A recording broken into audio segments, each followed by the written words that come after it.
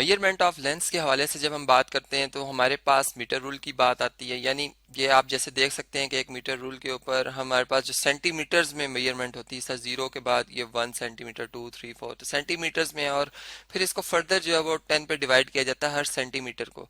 तो ये जो एक हमें यहाँ पर ये पोर्शन नजर आ रही है 1 मिलीमीटर को रिप्रेजेंट कर रहा है। ठीक, अब हम ये बात करते हैं कि अगर चले हमारे पास कोई ऑब्जेक्ट है, ये एक ऑब्जेक्ट है जी, और इस ऑब्जेक्ट की मैंने लेंथ मेजर करनी है, तो मैं इस स्केल से इसकी मेजरमेंट करता हूँ तो मुझे पता चलता है कि ये टू 2 सेंटीमीटर से ज़्यादा। अब मैं मिलीमीटर्स के हवाले से आता हूँ, चूँकि हम जानते हैं कि जो हमारा स्केल है ये कम अज़ कम 1 मिलीमीटर तक सही सही जो कैलकुलेशन कर सकता है।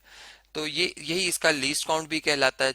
अब हम जब देखते हैं तो ये 2.1 यानी सेंटीमीटर हुआ, यहाँ पे 2.2 सेंटीमीटर, 2.3, और ये 2.4 यानी 3 से आगे या 4 से कम है। अब ये अगर हम एक्यूरेसी की बात करें तो एक्यूरेसी के मामले में यहाँ पर फिर हम ना तो मैं इसको 2.3 कह सकता हूँ सेंटीमीटर, ना ही मैं इसे कह सकता हूँ कि ये 2.4 सेंटीमीटर है।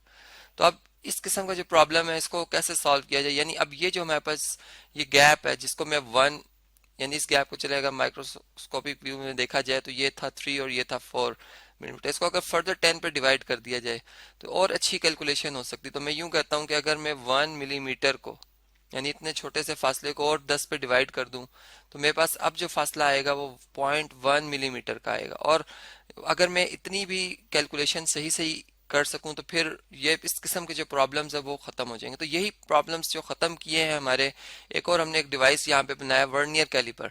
अगर आप इसको देखें तो इसमें भी ये जो आपको एक स्केल नज़र आ रहा है, एक स्केल के ऊपर एक और स्केल नज़र आ रहा होगा आपको।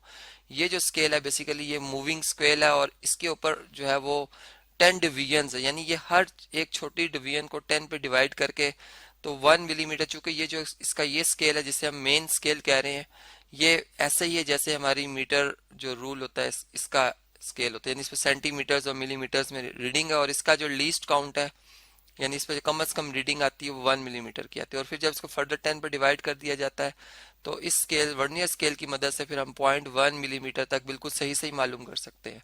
और फिर आजकल जो एक अच्छी बात है कि एक और डिवाइस इसी तरह का बनाया गया जिसमें 100 डिवीजन कर दी गई, यानी अब आप इसी वर्नियर स्केल से 0.01 मिलीमीटर तक भी कैलकुलेट कर सकते हैं।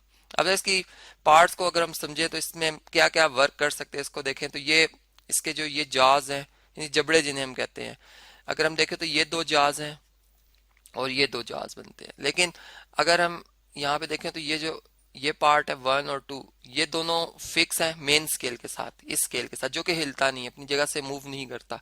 जबकि ये जो मूविंग मैंने जिसकी बात की थी वर्नियर स्केल जिसको मैंने कहा था ये मूव कर सकता है।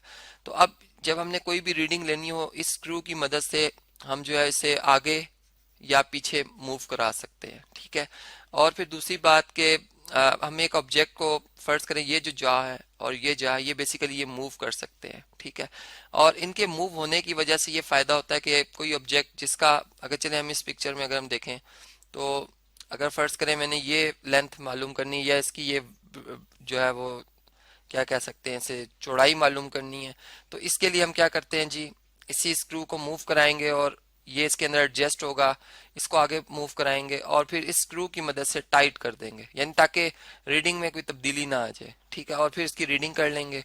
फिर इसी तरह ये जो ऊपर वाले जहाज हैं इसी तरह एक एक एंड पे जो कि फिक्स है, यहाँ पर आप जो ऑब्जेक्ट आपका बोल्ट इसको आप इस तरह से रख देंगे और फिर इस जा की मदद से इसको मूव कराते हुए लाएंगे। और यहाँ पे जब ये बिल्कुल एडजस्ट हो जाएगा, आपको फील होगा कि मूव नहीं कर सकता, तो फिर आप क्या करेंगे जी, इसकी यहाँ से टाइट कर देंगे स्क्रू और इसकी रीडिंग ले लेंगे। तो इस तरह से ये दो वर्किंग हमने देखी इन जाज के हवाले से।